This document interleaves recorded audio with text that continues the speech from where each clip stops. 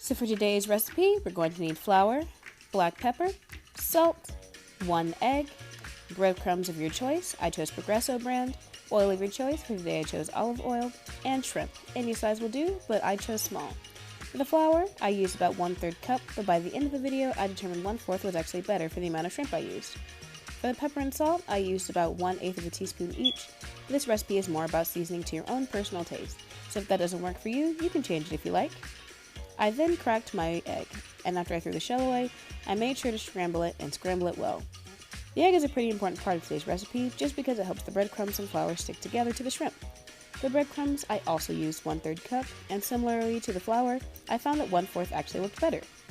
Next, you need your shrimp, of course. I use about 20 pieces. When your shrimp is pre-cooked and frozen, you want to let it thaw before cooking with it because, of course, you don't want to eat frozen shrimp. Duh! Once you have it all put into a strainer, you can start running your water on it. You want to make sure to evenly distribute the water on all the shrimp, just to make sure they're nice and thawed out.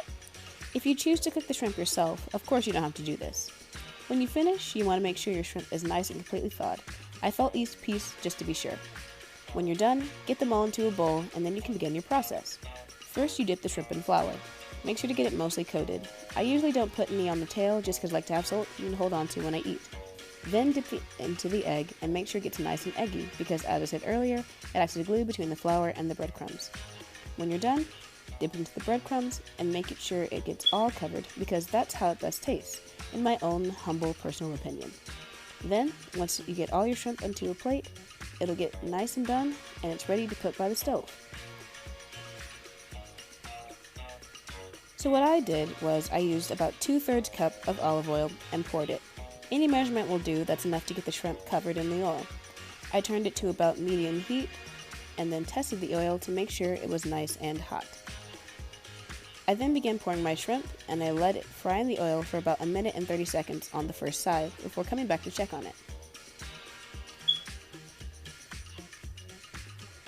Once you're sure that the one side is nice and brown, you can begin turning your shrimp pieces over.